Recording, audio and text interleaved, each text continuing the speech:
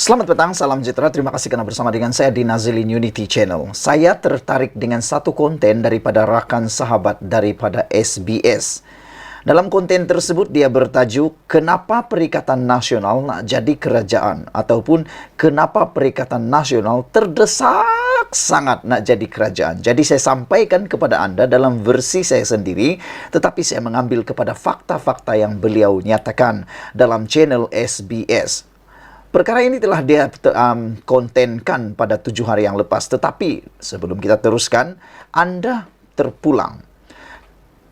Tepuk dada, tanya selera. Nak percaya atau tidak dengan konten daripada SBS ini, anda dengar dulu sampai habis, barulah anda fikirkan kebenarannya. Selain daripada itu, kalau tertarik dengan apa yang disampaikan ini, sila share kepada rakan-rakan anda sekalian. Pilihan raya semakin hampir, jadi takut nanti anda tak sempat share video ini sehingga ramai pula yang tertipu dengan dakyah dan juga penipuan daripada propaganda-propaganda parti-parti tertentu. Saudara-saudara sekalian, dalam pendedahan SBS channel ini, kenapa Perikatan Nasional terdesak sangat nak jadi kerajaan, ada 4 perkara yang beliau bincangkan. Pertama sekali ialah persoalan yang akan kita jawab, yang saya akan rungkaikan kepada anda petang ini secara sepintas lalu ialah kenapa Perikatan Nasional terdesak sangat nak jadi kerajaan. Itu persoalan yang pertama. Persoalan yang kedua ialah benarkah kerajaan pimpinan Datuk Seri Anwar Ibrahim ini yang dipanggil Kerajaan Perpaduan adalah kerajaan yang bukan Melayu Islam. Itu seringkali dimainkan di dalam kempen PRN maupun PRU. Itu soalan yang kedua. Soalan yang ketiga yang kita akan jawab ialah benarkah pentadbiran Datuk Seri Anwar Ibrahim ini adalah kerajaan yang bukan Islam. Makna kata kabinetnya dipenuhi oleh orang bukan Islam. Benarkah perkara itu?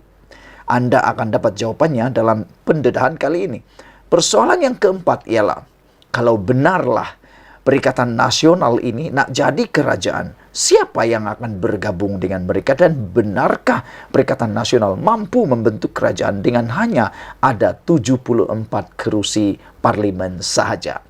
Bantu saya share video ini, tekan butang subscribe untuk mendapatkan isu-isu terkini dari channel ini. Baiklah, kita mulakan untuk menjawab soalan yang pertama. Soalan yang pertama, saudara-saudara sekalian, ialah kenapa PN terdesak sangat nak jadi kerajaan? Menurut Syed Badli, beliau ialah Syed Badli. Saya rasa anda kenal dengan dia. Anda boleh mengikuti channel dia. Mengikut Syed Badli, antara sebab Perikatan Nasional ini terdesak sangat.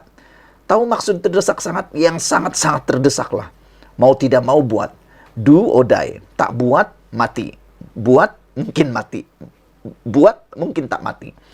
Menurut Syed Badli, antara sebab mengapa Perikatan Nasional terdesak sangat nak jadi kerajaan ialah kerana wujudnya kumpulan geng kluster mahkamah di dalam Perikatan Nasional itu sendiri.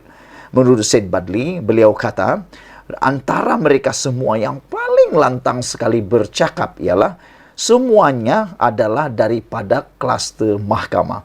Ini termasuklah Hamzah Zainuddin, Muhyiddin Yassin, Wan Saiful Wanjan, termasuklah juga Azmin Ali, termasuklah juga beberapa pemimpin seperti Anwar Musa. Saudara-saudara sekalian, pendedahan dari Syed Badli ini membuka minda saya. Antaranya ialah mengapa geng-geng kluster mahkamah ini tiba-tiba mau sangat untuk terdesak mau jadi kerajaan. Kata Syed Badli, dia kata ini membuatkan mereka memang terketar. Mustahil mereka tak takut, kata Syed Badli. Jadi itu sebabnya mereka perlu mengambil kesempatan PRN ini untuk coba membentuk kerajaan perpaduan ataupun kerajaan baru. Dengan kerajaan baru itu katanya mungkin itu akan membuatkan mereka akan lebih reda ketakutannya.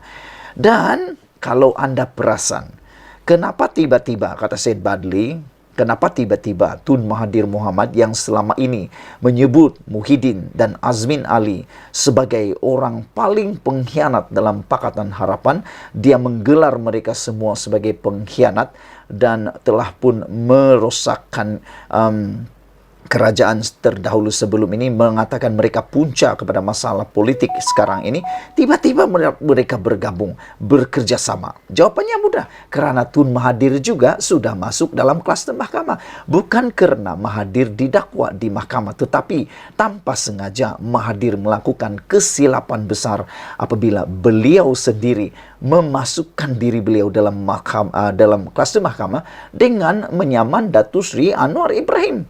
Ini kesilapan besar Dr. Mahathir Mohamad apabila tanpa dia sengaja memasukkan diri beliau masuk dalam kluster mahkamah apabila menyaman Anwar Ibrahim. Dan tentunya apabila Anwar Ibrahim tanpa disangka-sangka berani pula lawan Tun Mahathir dengan pelbagai bukti dan pelbagai pendedahan di mahkamah sekarang ini, bukti-bukti yang dinyatakan oleh Anwar Ibrahim semuanya relevan, membuatkan Tun Mahathir telan balik air liur, meludah ke langit, kena balik di muka apabila terkini Mahathir pula berjumpa dengan Azmin Ali. Dan Anda tahu, Azmin Ali pun terpalit dengan masalah besar apabila kita tahu Zuraida Kamarudin baru-baru ini telah pun disaman 10 juta. Bagaimana dengan 10 orang lagi? Pasti mereka sedang bergetar lutut, takut untuk disaman lagi, dan mestinya mereka mahu cepat-cepat jadi kerajaan. Itu sebabnya mereka terdesak. Selain itu, seperti Hamzah Zainuddin. Hamzah Zainuddin bukan kelas mahkamah, tetapi ahli keluarga Hamzah Zainuddin, yaitu anak Hamzah Zainuddin sendiri, terpalit dengan kes mahkamah melibatkan surat atau dokumen palsu yang melibatkan minyak masak. Anda tahu itu dan Anda pasti pernah mengikuti cerita itu. Dan Wan Saiful Wanjan juga sudah pun didakwa di mahkamah berkaitan dengan jana wibawa. Jangan tanyalah dengan Muhyiddin. Muhyiddin pun sudah masuk dalam kluster mahkamah. Jadi itu sebabnya mereka sangat-sangat terdesak untuk mahu menjadi kerajaan yang seterusnya. Itu persoalan pertama, kita sudah jawab. Kenapa PN terdesak sangat nak jadi kerajaan? Soalan kedua yang kita mahu jawab ialah, benarkah kerajaan pada waktu ini ialah kerajaan bukan Melayu Islam? Jom saya paparkan kepada Anda buktinya melalui cara saya sendiri, tetapi saya pinjam daripada analisis Syed Badli ini.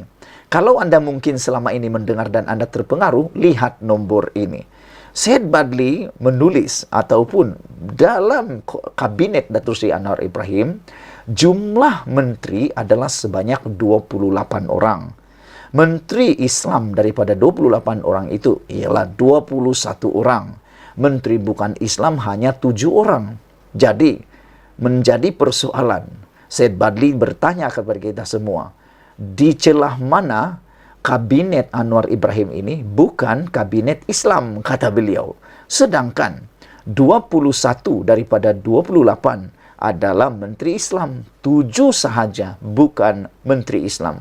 Dari celah mana menteri atau dari celah mana kabinet Anwar Ibrahim ini, pentadbiran Anwar Ibrahim ini bukan Islam? Itu persoalannya. Karena budak-budak daripada PN, kata Syed Badli, selalu mengatakan bahwa kerajaan ini bukan kerajaan Islam. Tak tahulah dari mana mereka belajar matematik sehingga nombor 7 lebih besar daripada 21. Itu jumlah menteri. Bagaimana pula dengan timbalan-timbalan menteri? Saudara-saudara sekalian, jumlah timbalan menteri yang ada dalam kabinet Anwar Ibrahim ialah seramai 27 orang. Timbalan menteri Islam sebanyak 18 orang. Timbalan menteri bukan Islam 9 orang. Persoalannya sekali lagi, dari mana sudut manakah kerajaan Anwar Ibrahim, kabinet Anwar Ibrahim ini bukan Melayu Islam? Itu persoalan daripada Syed Badli. Anda tepuk dada, tanya selera, fikirkannya kebenaran itu. Jadi sudah terjawab soalan yang kedua. Soalan yang ketiga yang kita mahu jawab ialah, benarkah kerajaan ini bukan Islam? Saudara-saudara sekalian, bilangan ahli parlimen daripada kerajaan perpaduan pimpinan Anwar Ibrahim ialah sebanyak 148 ahli parlimen, yaitu ngam-ngam 2/3 daripada 222 ahli parlimen. Daripada 148 ahli parlimen ini, 77 daripadanya ialah beragama Islam. 77 beragama Islam daripada 148. Dan tahukah Anda bahwa bilangan kerusi dalam Perikatan Nasional ialah hanya sebanyak 74 kerusi sahaja. 74 kerusi saja. Jadi, bilangan Islam yang ada, bilangan kerusi parlimen yang ada di dalam kerajaan perpaduan yang beragama Islam ialah 77. Manakala Perikatan Nasional 74. Sekarang jawab soalan Syed Badli ini.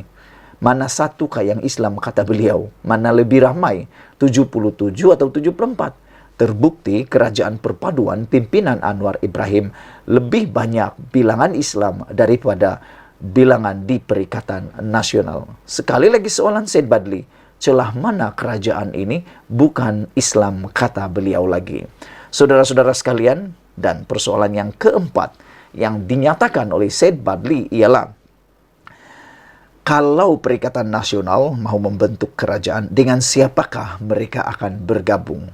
Yang saya tertarik dengan pernyataan Syed Badli ialah, mana mungkin, mustahil Perikatan Nasional boleh membentuk kerajaan dengan hanya memiliki 74 kerusi sahaja. Jauh lagi untuk mencapai 122 kerusi. Jauh sangat. Jadi dari mana mereka dapat kerusi? Taklah dapat dalam kedai keling, taklah dapat dalam kedai Cina, taklah boleh dapat daripada kedai perabot. Itu bukan kerusi yang kita maksudkan. Bukan seperti itu, bukan macam membeli belah. Mau dapatkan itu, tentulah Perikatan Nasional akan mencari siapa yang akan mereka bincang untuk bergabung. Dan tentulah ini akan membawa mereka kepada perbincangan dengan Barisan Nasional, khususnya UMNO. Syed Badli mengatakan, inilah hipokrasi tertinggi Perikatan Nasional apabila kalau UMNO Barisan Nasional berkawan dengan mereka, mereka kata UMNO Barisan Nasional tak ada masalah. Seperti mereka ini kayangan, terbaiklah, kata begitu. Tapi apabila UMNO Barisan Nasional bersama dengan Anwar Ibrahim dalam kerajaan perpaduan, dianggaplah BN dan UMNO itu the worst, paling buruk lah yang pernah ada. Tapi kalau berkawan dengan mereka, itulah yang terbaik. Jadi nampaknya mereka ini flip-flop, kata Syed Badli. Saya pun terpikir juga tentang perkara itu. Bagaimana dengan Anda? Makna kata, apapun yang perlu diberlakukan oleh Perikatan Nasional, mereka sanggup lakukan. Semata-mata untuk membentuk kerajaan yang terdesak mau sangat cepat itu. Saudara-saudara sekalian, itulah pendedahan dan perkongsian saya yang saya peroleh daripada Syed Badli dalam tajuk konten dia, kenapa PN terdesak sangat nak jadi kerajaan. Tepuk dada, tanya selera, fikir-fikirkannya, jangan terus dibuang. Orang bijaksana dia akan fikir sehingga perkara itu dapat dicerna sepenuhnya. Ikuti terus ulasan dalam channel ini. Jangan lupa juga tekan butang subscribe bagi mendapatkan isu-isu terkini dari channel saya ini. Tinggalkan komen Anda untuk 4 persoalan tadi itu. Pertama, mengapakah Perikatan Nasional terdesak sangat nak membentuk kerajaan dengan segera? Kedua, benarkah kerajaan pimpinan Anwar Ibrahim ini adalah kerajaan yang bukan Islam? Ketiga, benarkah kabinet Anwar Ibrahim dikuasai oleh orang bukan Islam? Sudah pun terjawab. Yang keempat ialah, benarkah, siapakah dan benarkah Perikatan Nasional mampu membentuk kerajaan? Kalau mampu membentuk kerajaan, siapa yang akan bergabung dengan mereka? Jawaban itu pun telah kita jawab. Malaysia kita punya, kita jaga sama-sama, cintai Malaysiaku. Kita jumpa lagi, bye-bye.